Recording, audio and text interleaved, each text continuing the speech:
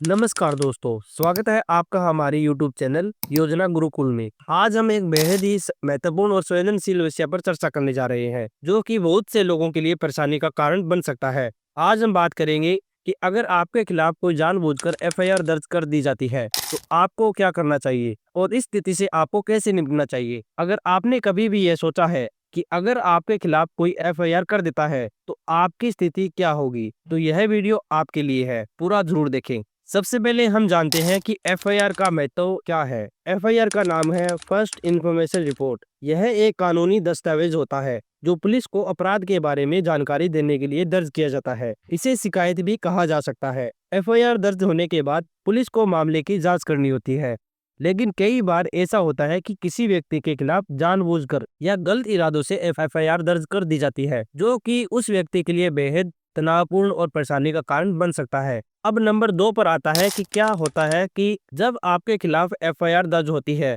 तो इसका मतलब है कि पुलिस ने आपके खिलाफ किसी अपराध की शुरुआत की है और इसकी जांच शुरू कर दी गई है। एफआईआर दर्ज होने से आपके नाम पर एक आपराधिक मामला खुल जाता है, जिसे हल करने में समय, प्रयास और कानूनी प्रक्रिया की आवश्यकता होती है। लेकिन क्या होगा अगर एफआईआर जानबूझकर और गलत तरीके से दर्ज की गई हो? आइए जानते हैं। तो चलिए शुरू करते हैं वीडियो को। जानबूझकर एफआईआर दर्ज होने पर आप क्या करेंगे? नंबर 1, सबसे पहले एफआईआर की पूरी जानकारी लें। अगर आपके खिलाफ एफआईआर दर्ज होती है, तो सबसे पहले आपको एफआईआर की पूरी जानकारी प्राप्त करनी चाहिए। आप अपनी नजदीकी पुलिस स्टेशन में एफआईआर की कॉपी प्राप्त कर सकते हैं। इस रिपोर्ट में आपके खिलाफ लगाए गए आरोपों का विस्तार में विवरण होता है। इसके अलावा एफआईआर में यह भी लिखा होता है कि आप पर किस धारा के तहत केस दर्ज किया गया है। इस जानकारी को प्राप्त करने के बाद आप अपने अगले कदम की योजना बना सकते हैं। नंबर 2, कानूनी सलाह लें। एफआईआर के खिलाफ आप सबसे पहले कदम यह उठाएं कि आप एक अच्छे और भरोसेमंद वकील से कानूनी सलाह लें। एक वकील की मदद से आप यह समझ सकते हैं कि आरोप सही है या गलत। वकील की सलाह आपको एफआईआर के खिलाफ अपनी रक्षा करने में मदद करेगी। अगर आरोप पूरी तरह से गलत है, तो आपके पास इसे खारिज करने के लिए कानूनी तरीके होते हैं, जिनका उपयोग आप कर सकते हैं। नंबर 3, किसी भी तरह की जबरन बयानबाजी से बचें। अगर एफआईआर में आरोप गलत तरीके से लगाए गए हैं, तो कभी भी आपसे जबरन बयान लेने की कोशिश की जाएगी।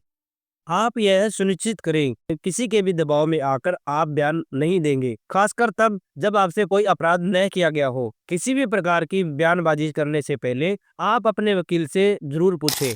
नंबर 4, जमानत के लिए आवेदन करें। अगर एफआईआर में आरोप गंभीर है, तो आपको गिरफ्तार भी किया जा सकता है। जमानत का आवेदन न्यायालय में दायर किया जाता है और इसे न्यायालय के निर्णय के आधार पर मंजूरी या अस्वीकृति मिलती है। अगर आरोप गलत है और आपके पास पर्याप्त प्रमाण है, तो जमानत आसानी से मिल सकती है। नंबर 5, अगर एफआईआर झूठी है, तो आप मानहानि का दावा भी कर सकते हैं।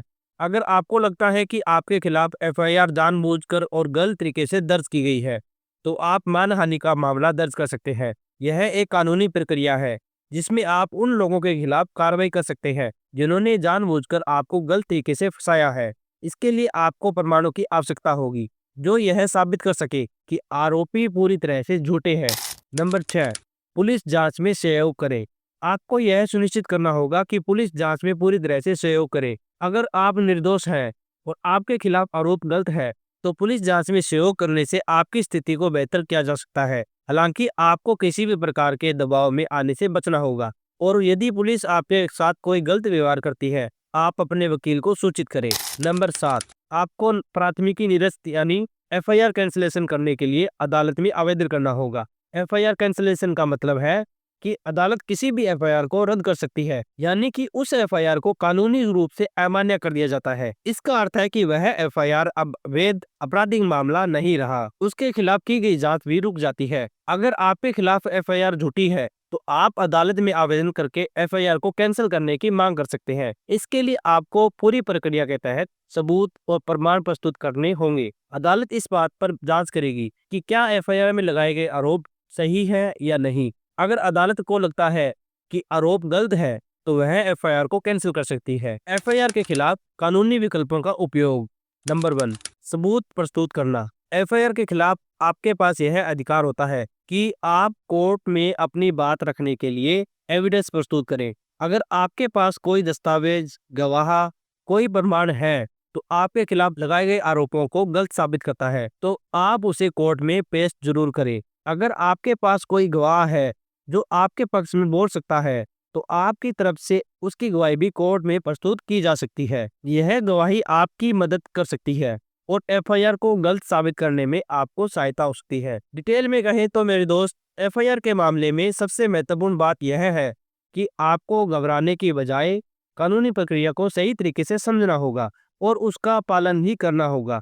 जानबूझकर दर्ज की गई एफआईआर से निपटने के लिए आपको सही कानूनी सलाह और साक्ष्य और रणनीति की आवश्यकता होती है। एफआईआर के खिलाफ आप कोर्ट से मदद ले सकते हैं और आप अपनी निर्दोषता को साबित कर सकते हैं। अगर आप इस वीडियो से कुछ नया सीख पाए हैं, अगर आपको यह वीडियो जानकारीपूर्ण लगी हो तो इसे लाइक करें और दोस्तों और अपने परिवार के साथ शेयर करें। चैनल को सब्सक्राइब करें ताकि आप तक सरकारी योजनाओं की हर अपडेट सबसे पहले पहुंच सके। अगर आपका कोई सुझाव है तो कमेंट बॉक्स में जरूर बताएं।